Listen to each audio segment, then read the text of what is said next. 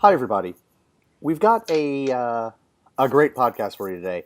But before we get started, we have a little addendum that we're putting here at the top because the podcast today is about the new movie Godzilla, which is directed by a gentleman named Gareth Edwards. And we didn't know this as we shot because I think it was announced today. He has been given one of these Star Wars spin-off movies. On the strength of the film that of the Godzilla film. We literally just finished recording, and Andy called me back literally 2 minutes later and was like, guess what I just saw online? And I was like, did it happen while we were talking about it? So we felt like it would be dumb if this came out and we didn't mention it. Andy, look at the big brains on Gareth. I mean, what do you think here? What are your thoughts? I think he can shoot the hell out of a movie. And I think the strength of Star Wars is the overall scope and story, and he can do that. I think for it to be a true classic, he's not going to be in charge of everything. Like, the other people will script it. And presumably he will have help casting it. I think that will be good for him and good for the movie. It said that the guy who they're tapping to write it is the guy who wrote Book of Eli, which is a movie that I am a fan of, Sure. of which I am a fan. But I'd also like to point out the fact that he's making not just a Star Wars movie, but a Star Wars spin-off movie. They've talked about making these Star Wars spin-offs, and none of us really know what that means. So It made me happy to know, okay, my guess is J.J. Abrams stays with it through the entire trilogy. He's the guy. Yes, episodes 7, 8, and 9, yes. But the idea that they are thinking outside of that in terms of the universe and what that will look like, and the fact that they're taking it seriously enough to cast a guy like this or to pull in a guy like this. These aren't going to be, they may not be good movies. Sure. But it won't be for lack of trying. Agreed. So when they saturate the living hell out of the market with Star Wars stuff, hopefully it will be with this tells me Book of Eli guy, Gareth Edwards guy, they're going to be trying interesting things. Agreed. I'm excited to see what he comes up with. So as they say over on the other side of the pond, good on ya. And cheerio and crap. I mean, good for him, man. That's fantastic. I'm excited for him, and I think that's great. I wonder I wonder to the people of Second Breakfast Nation, now that you know that, what you will be thinking about all the things we say about Godzilla and Gareth Edwards in this podcast. Fascinating. Please hit us up at secondbreakfastpodcast@gmail.com. Let us know what you think on our Facebook page. Follow us on Twitter at 2ndbkfst, and let us know what you think. All right. Perfect. Here we go with our podcast of Godzilla. Enjoy it. The most important meal of the day, Second Breakfast. Hi, everybody. Welcome back to another Second Breakfast podcast. I'm Andy Roth alongside Phil Duvall. Say hi, Phil. Andy, hello. Second Breakfast Nation, a hello. A hello from me as well. I am. Well, Andy, I have to tell you what I did last night. Oh boy. I went to a late show of Godzilla, also known as AKA Gogeta. No. Come on, that's what it's really. Why? Why would you be mad at me for that? I'm not mad. I'm just disappointed. I'm not even disappointed. What's to be disappointed about? That's what it's called. Phil, I'm not disappointed, but how often do I get to actually say those words? I had to. To me, you say them at least once a podcast. At least once a podcast, you express disappointment with something about the thing that I am about myself with me. Phil, you make a good point. Okay, Andy, a good point. I saw Godzilla, and I feel like we need to talk about it. Okay, here's why I'm excited about talking about Godzilla, because I have also seen Godzilla, and while I enjoyed the crap out of the movie, I have no idea what we're talking about. Well, that's great. Well, how about this? How about I have questions and maybe you have answers? I almost certainly don't, but I will give it the old.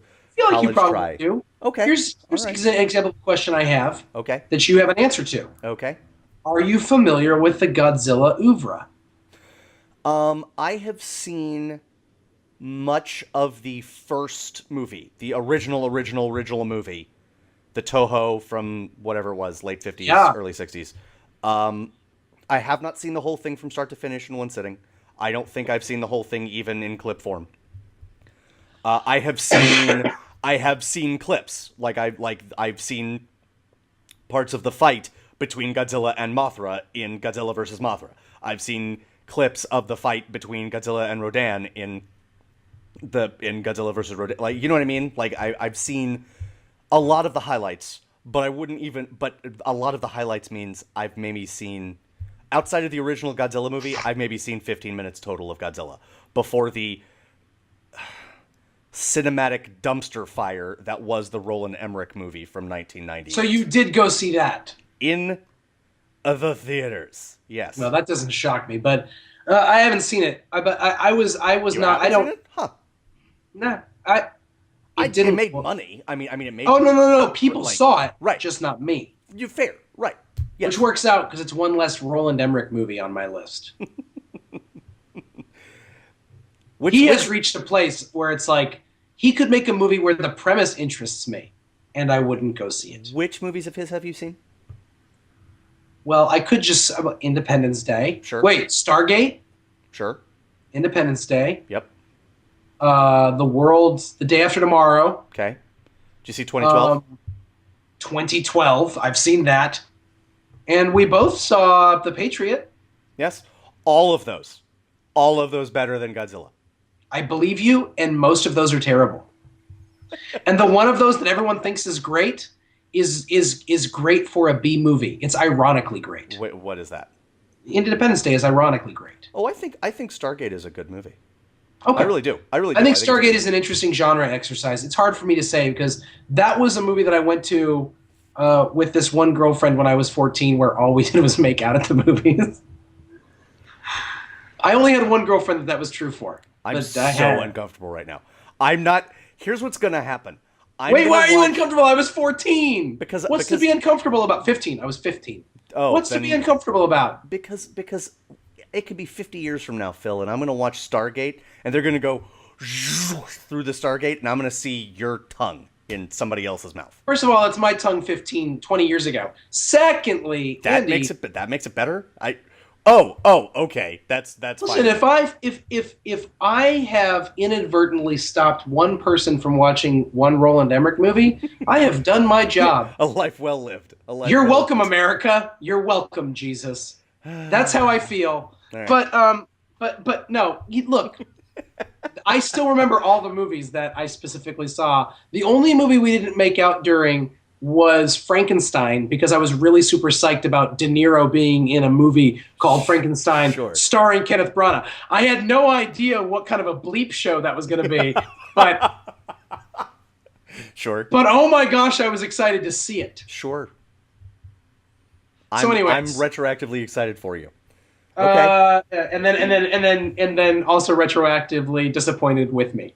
I mean, 6 of 1. Saddened for 15-year-old Nate. 6 of 1. So I had an answer to that question. So Godzilla, you had a lot of Godzilla. Okay. Sure. So can you tell me what made you want to see this movie? Before you answer that question, let me answer my own first question. Okay. I have never seen any Godzilla anything. Okay. With the exception of the Godzilla scene that Pee Wee Herman rides his bike through in Pee-wee's Big Adventure. Obviously. And I have seen a lot of jokes about Godzilla and pictures of the making of Godzilla, and it's very possible that I had seen like a clip of a scene from one of them. Sure. But I have never seen any Godzilla movies. Actually, I think I was with you when you saw a scene from a Godzilla movie. Our friend and friend of the podcast, Jeremy Goldstein, showed me a scene from a Godzilla movie that I think you were sitting there for. It was Godzilla was not in this clip, and it was just long enough. Jeremy was right on point with this because it was just long enough for me to wonder why the hell he was showing us this clip, and then the punchline came at the end. It was a bunch of Japanese guys soldiers, military men standing around like the battle plan on like the lighted table, that shot, and they're like, and we're gonna do this, and of course, and it's got the weird English voiceover. Yeah, and this is happening. Right, and then, right. And then it's like, and then I was like, and it was just long enough to be boring, and I was bored just long enough for me to wonder, like, why is Jeremy showing me this? And then the main guy talking, the general, whoever it is, like, these missiles are gonna go through Godzilla like crap through a goose. End scene. And that was it. I was like, I'm glad yes, Jeremy, thank you. Thank you for showing me that. Yes. So He is a curator. He's a curator of special things. He I really believe is. you were there for that. I could be wrong. I could be wrong. I'm not gonna confirm or deny my presence at that particular occasion. Sure.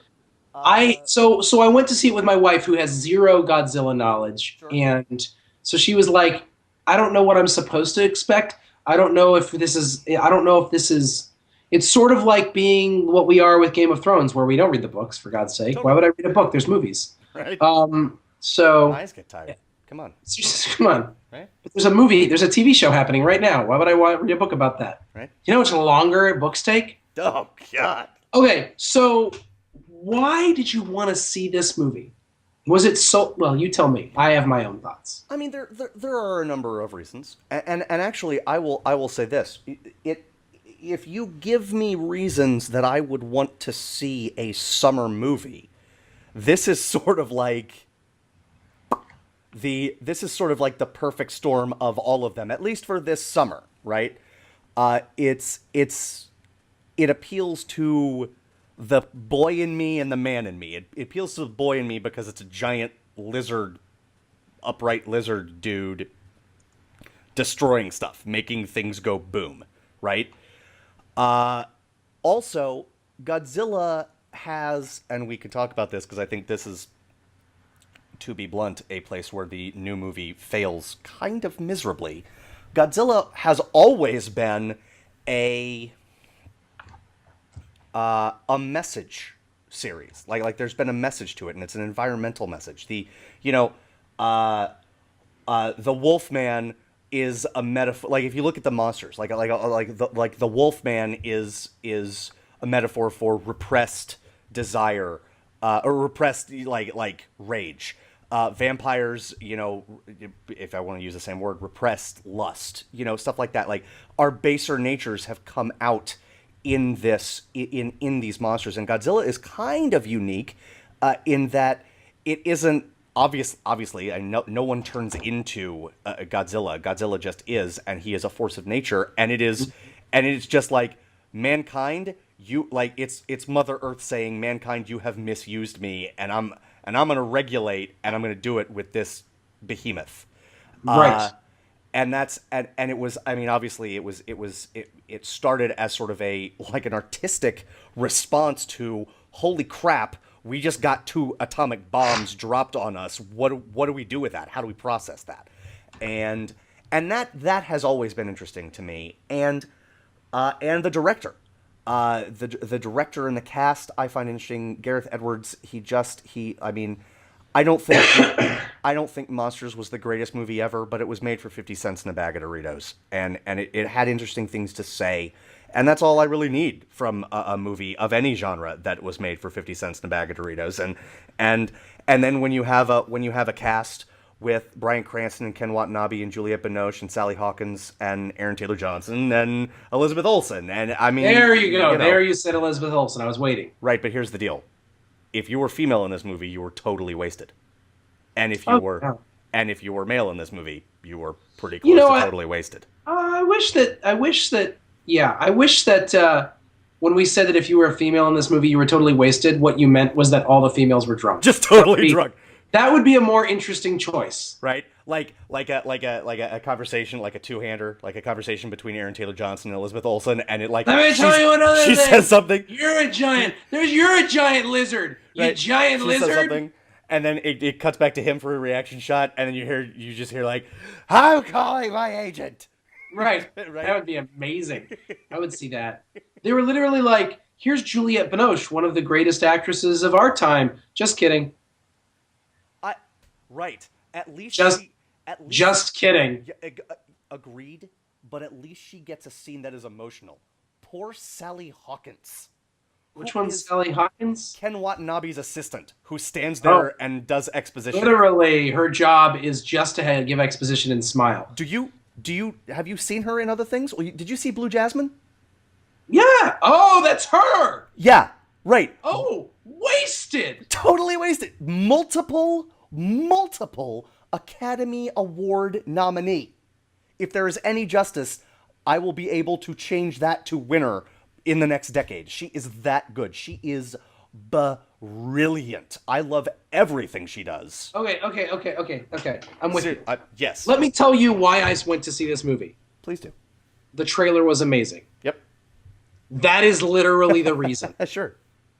So I want you guys to know that I'm still a sucker. But I also want you to see that trailer if you haven't seen it. And I'm not saying, therefore, you should see the movie, but I am saying that if you see that trailer and aren't excited about the movie, I don't understand your heart and soul. Right. If you see that trailer and you're not excited about the movie Godzilla, we thank you for experiencing our podcast, but we're honestly not quite sure why you're here. Okay. I will also say this. Hold on, Yes. because I have one more final thing to say. Two, because the first thing is, yes, that trailer. The second thing is, for the moment after the movie, and I'll be honest about this, it's not an Academy Award-winning movie, but I will be honest about my reaction to it. I turned to my girlfriend, she turned to me, and we both had just like stupid grins on our faces after that movie ended. We just did. Yeah, I did not. That's right. There were 2 moments in the movie where I went, yeah! Sure. Both of them were at things Godzilla did. Yes. His final, let's just call it his final move, Yep. was so awesome. Yes.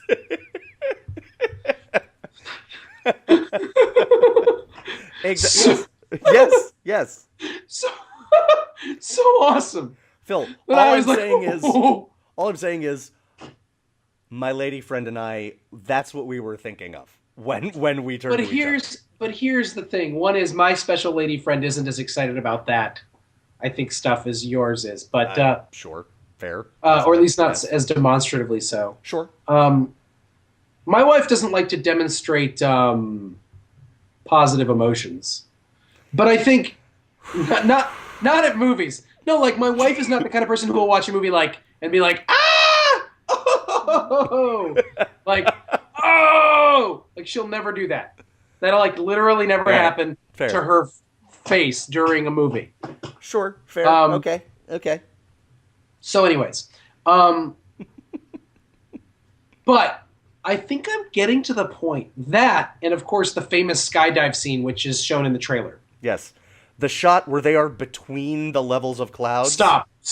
One of the coolest shots I've ever seen ever. Truly But here's beautiful. But here's the thing. Exhilarating, breathtaking. You couldn't help but feel like they were like, how do we justify this shot? Now let's come up with a reason. That's fair. Agreed. But my response to you is, okay. No.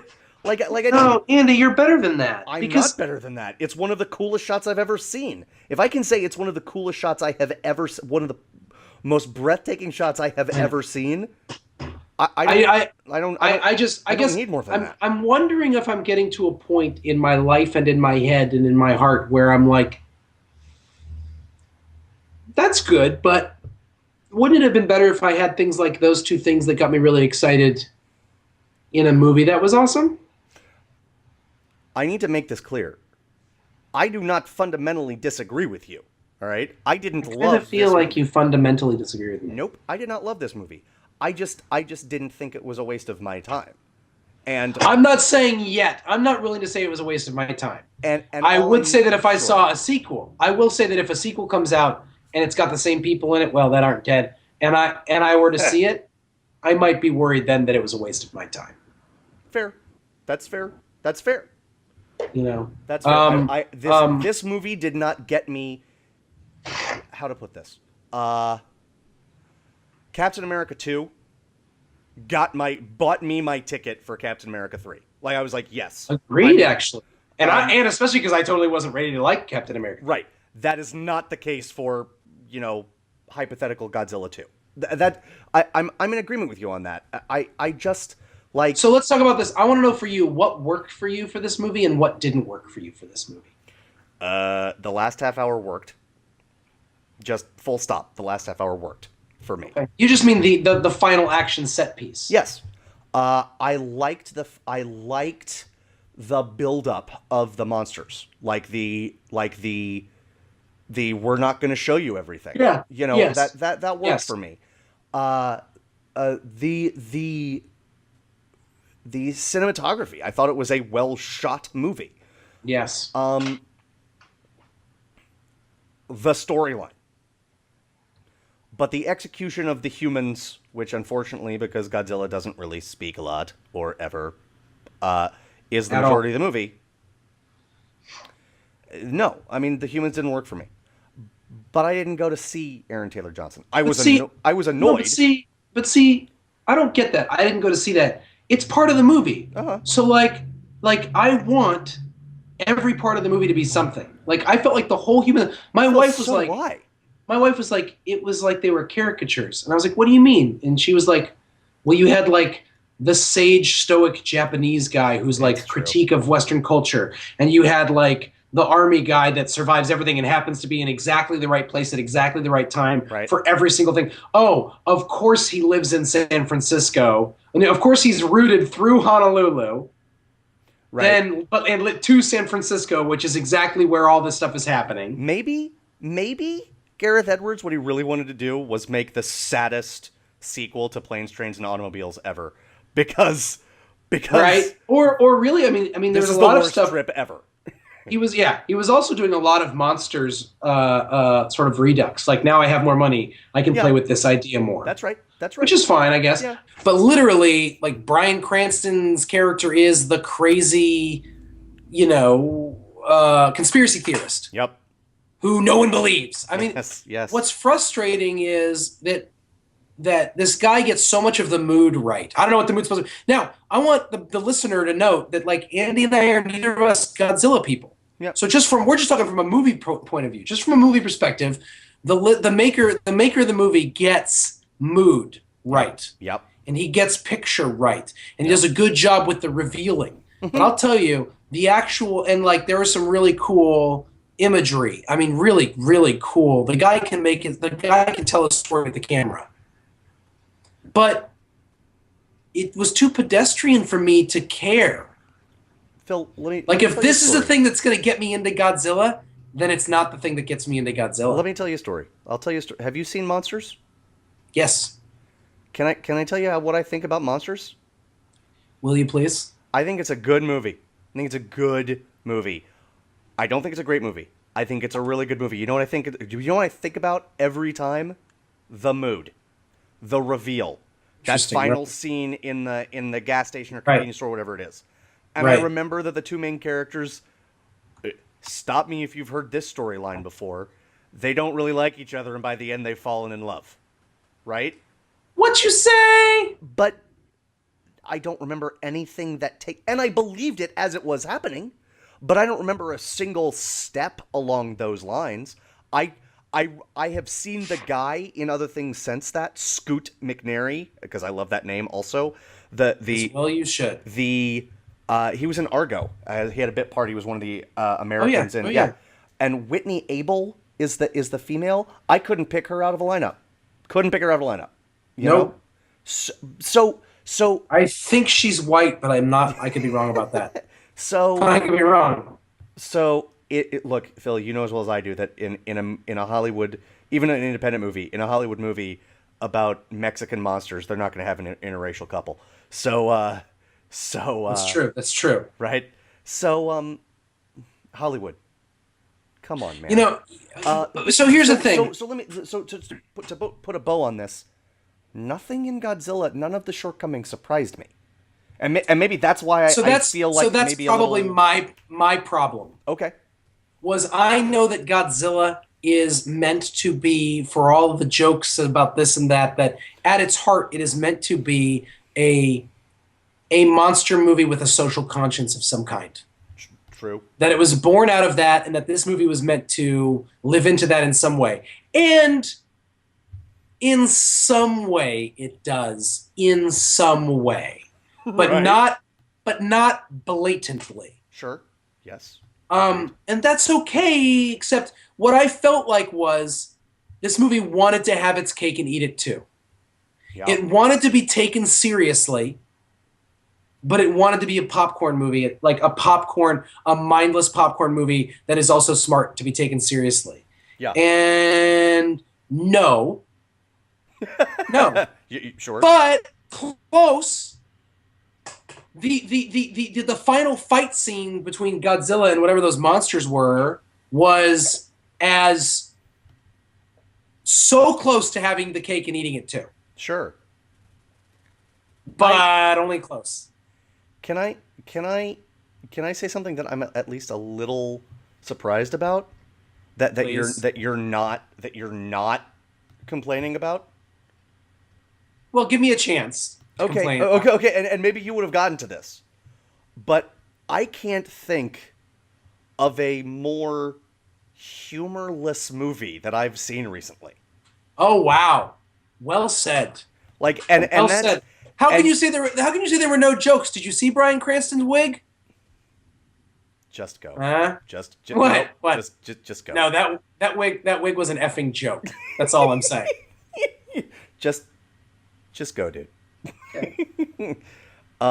Yeah, no, I just, and that's something that you, that's something that you have expressed both Well, you know, it noticing took me- in the past. It took me and- 3 seasons of Walking Dead before I realized how humorless it was. So I think I'm actually just a slow study, is what it comes down to. Fair. But okay, good point. It is. Make a decision about what you're going to be about. Right. Like really.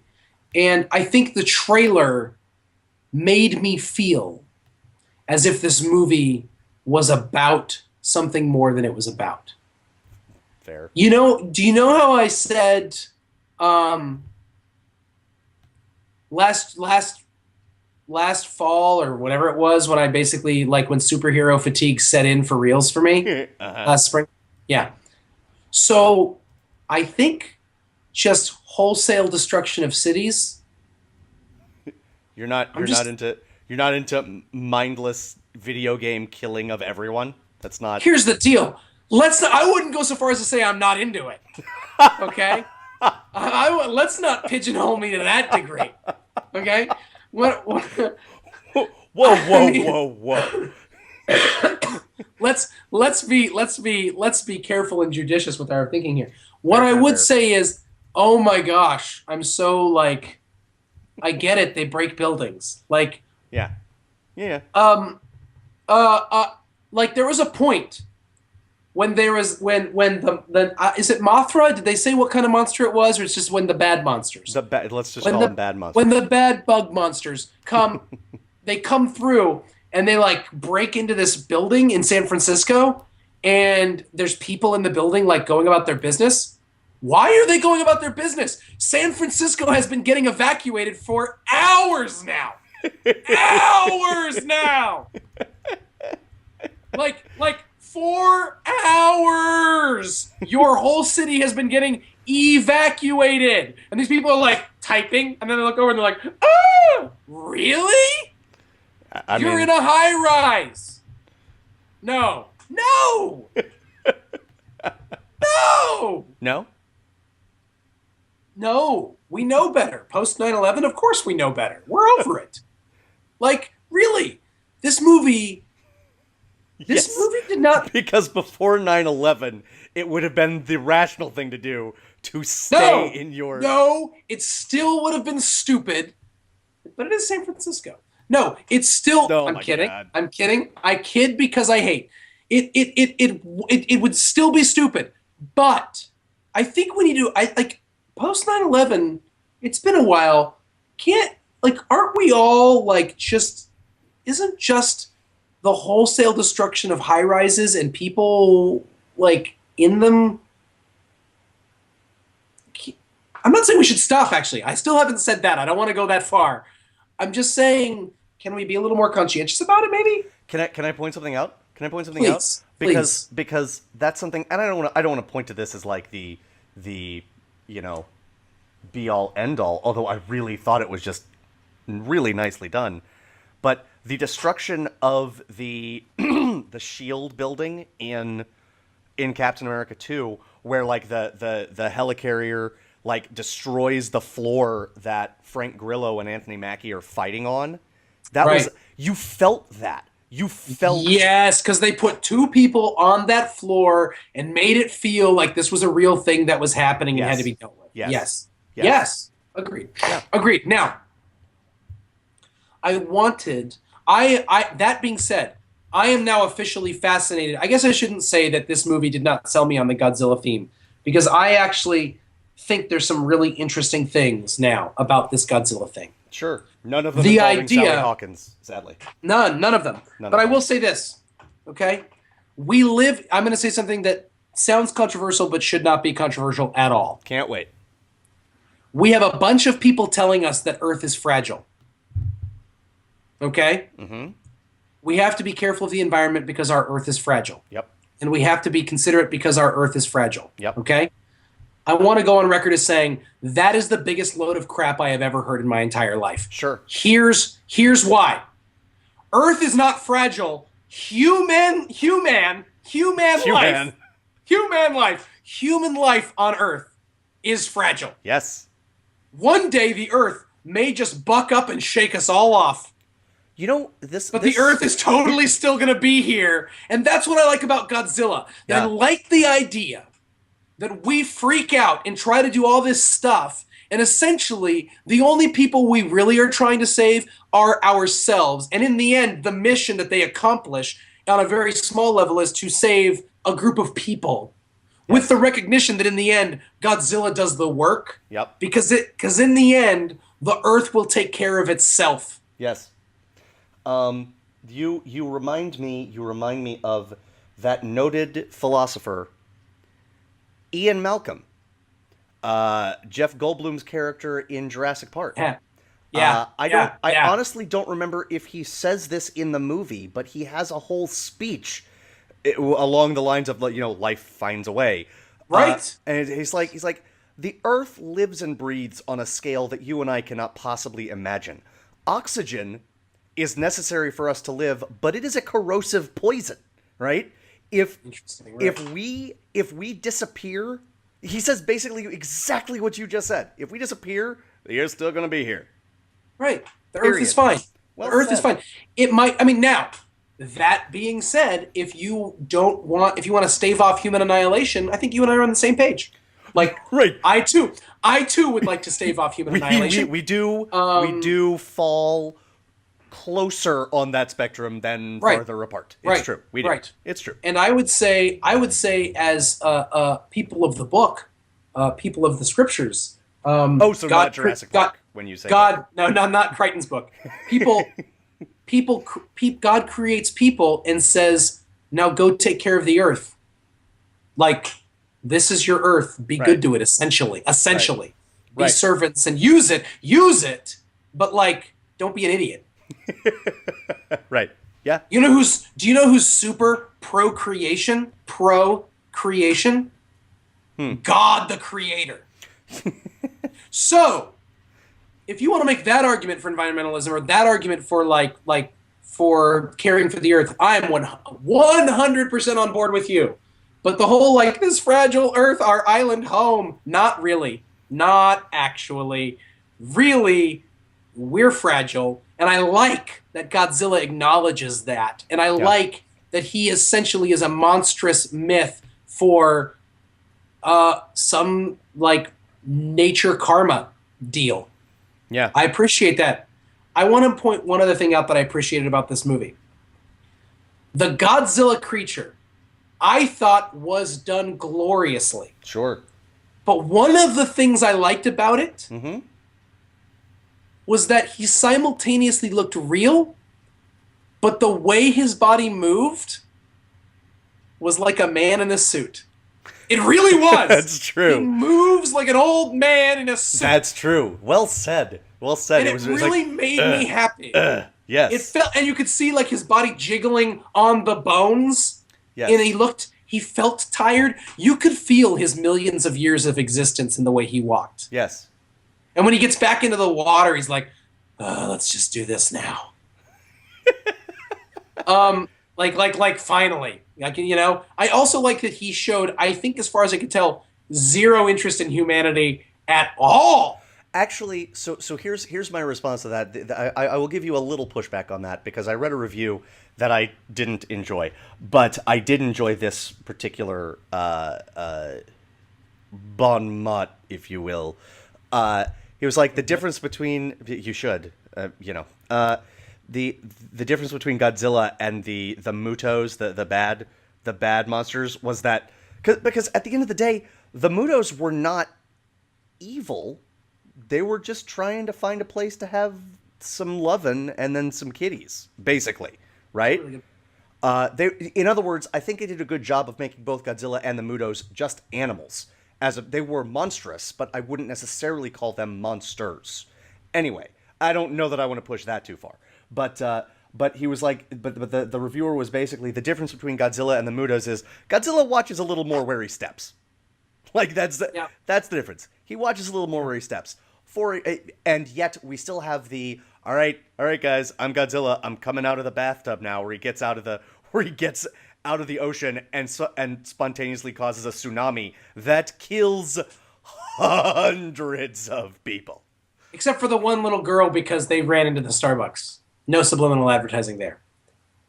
They literally ran into it. Yes. They ran in and closed the door, and luckily they survived that. Or at least it turned away before we saw the total destruction of that building, so we were able to think that they survived. It's true. I noticed, what were you going to say? No, that's it. I noticed. I noticed that I've been noticing in my pop culture a lot recently. I just finished reading or listening to I listened to the audiobook, Dr. Sleep, the Stephen King book that is the sequel to The Shining, which I just loved. And good. I don't know if I would love it if I weren't a fan of The Shining, but it was like I was describing to you the Veronica Mars movie. I can only watch that movie as a fan of the TV show, right? Sure. It gave me exactly what I wanted. Yeah. What did Dr. Sleep give me? The exact story I want. Like if I were like, hey, Steven, come up with an awesome story about Danny Torrance in his 30s. Done. Just done. Amazing. Great. Right? Love that. Having said that, this and Godzilla are the two pieces of pop culture entertainment I have most recently consumed, and they both were functionally Laura Linney in the Truman Show. We're talking Mococo. Right. Like, right.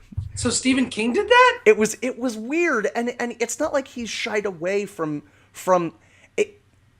He probably got paid for it because authors do get paid for this stuff, but he's always been one to, and I'm willing to give him the benefit of the doubt here. He's always been one to use things, products to anchor in a place and time, right? He will talk about grocery stores that are in New England because he sets things in New England. He will talk about, I'm getting a Coke because rather than a soda. Exactly. Right.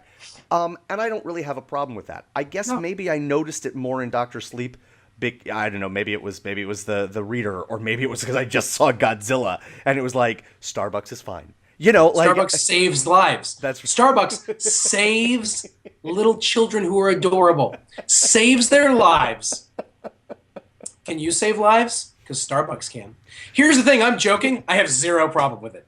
Sure. I think more movies should do it.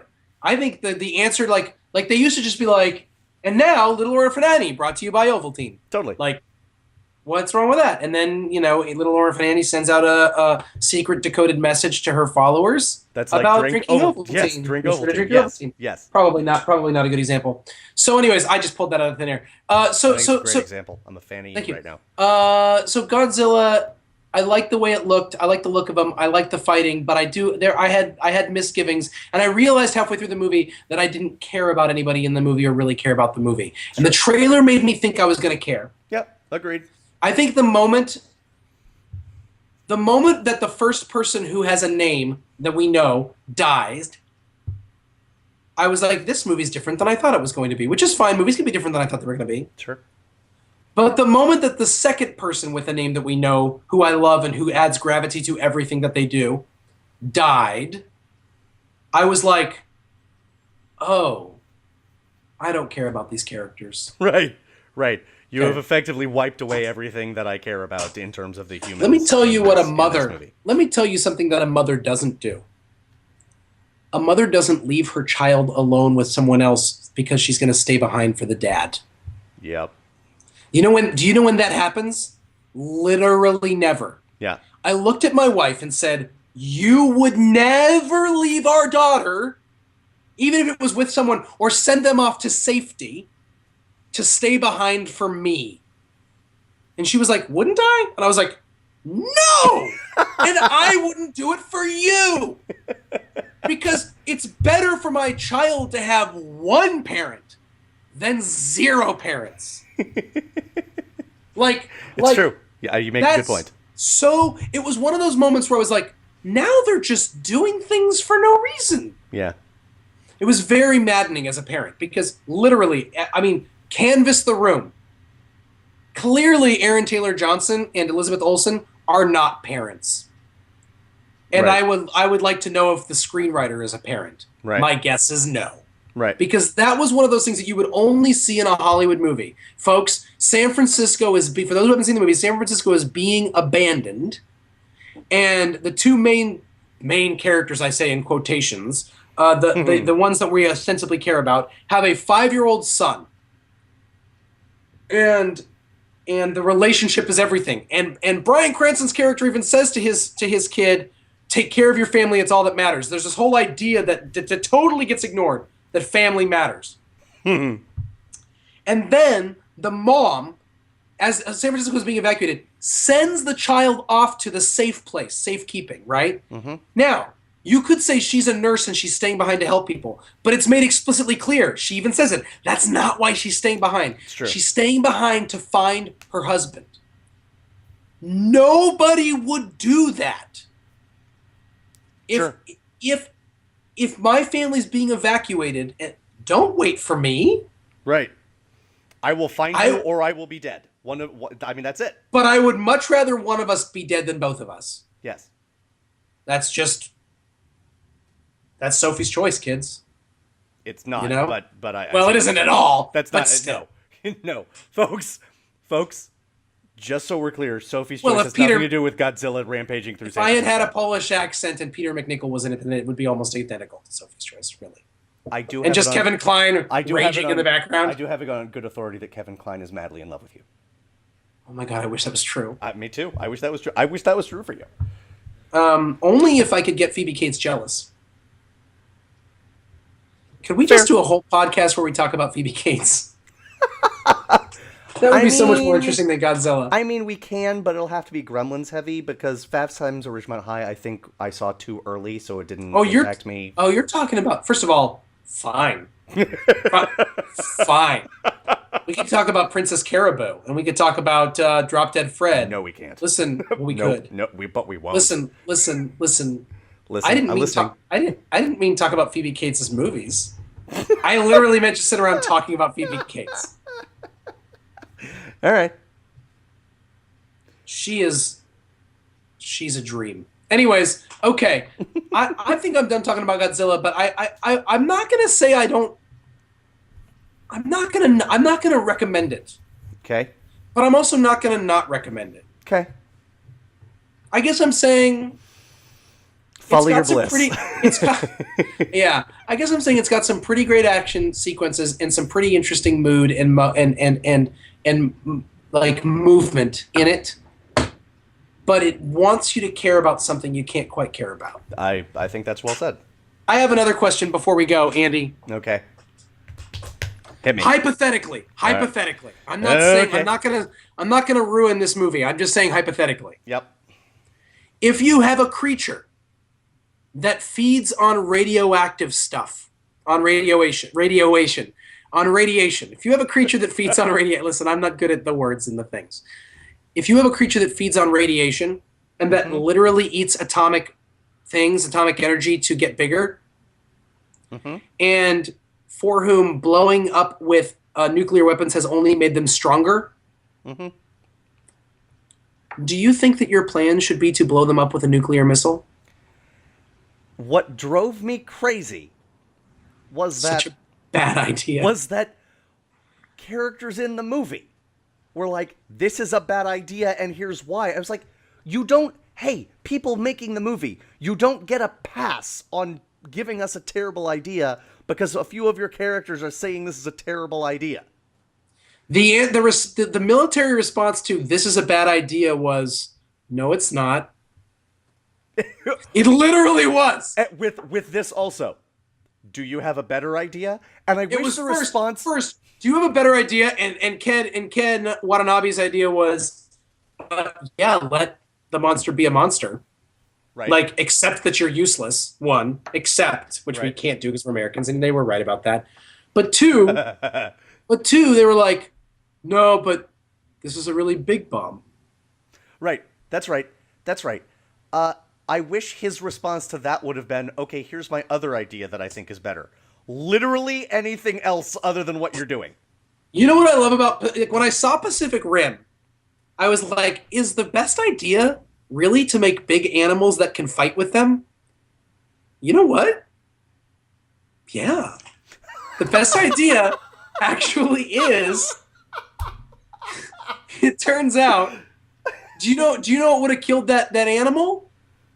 Like a really big robot with a sword. Yeah, a Jaeger. Yeah, a Jaeger. Would have done it. Yeah, it's true. So it turns out Pacific Rim is making perfect sense, and I was wrong. because like missile, like it goes. It's like we have this kind of thing that's in it. It was the other thing. Like every time the military guys would land, they would pull out their rifles. Guys, it has been categorically proven that your rifles are no good here. Right. Like you might as well have a water pistol. Seriously, give them water. Give them all super soakers, just so they feel secure. Yeah. Ridiculous. Yes. Right. Ridiculous. All you're doing is, if they are close enough to kill you with how bad their breath is, your bullets will annoy them. That is the limit. And it's been proven. Right. If they're walking by you, it's probably not going to even register that you're shooting them with something. Do you think that our government has a secret? Well, first of all, maybe I could just stop there. Do you think our government has secret stuff that it does that we don't know about? No. Really, no. Nope. Not one secret thing.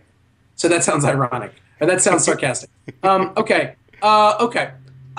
Do you think they have like secret projects? Like, if there were to be this kind of thing, that maybe they have, I don't know, a giant robot with a huge sword? No. Okay. I do think I will say this. I think there are contingency plans. I think from the book of World War Z, this was said by an Israeli scientist, but I think it's true for probably pretty much every government on Earth. Like, if there are 10 people in the room and nine agree, it is the duty of the 10th to disagree. So if 9 people are like, no, the dead are not returning to life and consuming the living, the 10th... One person needs to say, what about this? Yes, so, right, actually, what if they are? Yes. So I believe that there's some dude whose job it is to be Fox Mulder in some bizarre X-Files basement somewhere. I don't think he gets a lot of funding. I don't think people take him seriously, but I do think he exists. I'll say that. He should have been invited into the room in this movie. He should have been listened to. I also want to say that the Bryan Cranston bandwagon is big, but everybody really should be on it. Everyone. Yes. His was the only human being in this whole movie, and it was a total caricature, and he made me care. He made me care. Yes. He made me care. When he cries, I cry. Andy, when he cries, so cries the world. It's true. That's true. So, Gojira, I did like that they made a point of, like, the first time they said his name, first of all, they had a name for him, and secondly, that they tried to create a pseudos. My wife was like, I just don't like pseudoscience. And I was like, it's the only science I like.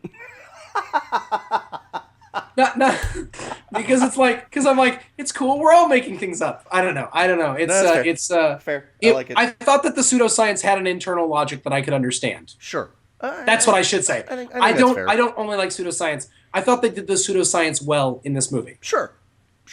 Yes. I just wish that they would have just developed humanity at all Agreed. as something worth caring about. Yep. I also think when they were about to have the face-off, the big showdown on the Golden Gate Bridge, there was no real showdown to be had on Golden Gate Bridge. They just decided to use Golden Gate Bridge as a set piece. Right. So it would have been really nice if they'd have had apes, like just Caesar and a big gorilla, Totally. just to show that. No. Yes.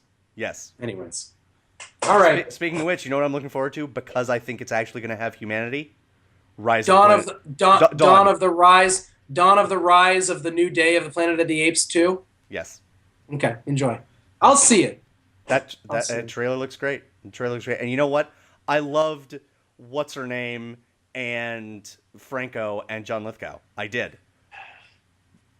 But I love Gary Oldman more. I just do. I think "But I Love Gary Oldman More" could be on my tombstone. This is the last thing I have to say, and fittingly, it's about Gary Oldman. Jimmy Kimmel has released a new actors reading mean tweets. Yes, And Gary Oldman is in it, and he is wonderful. It is wonderful. That's all I have to say. and Gary Oldman is in it, and he is wonderful. Another thing that could just be said. What are you guys talking about? Does it matter? Nope. It's Gary Oldman. It's wonderful. Everyone.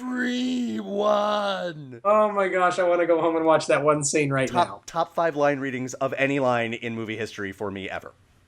Yeah. You know what? All right, amigo. Done. We're done. All right.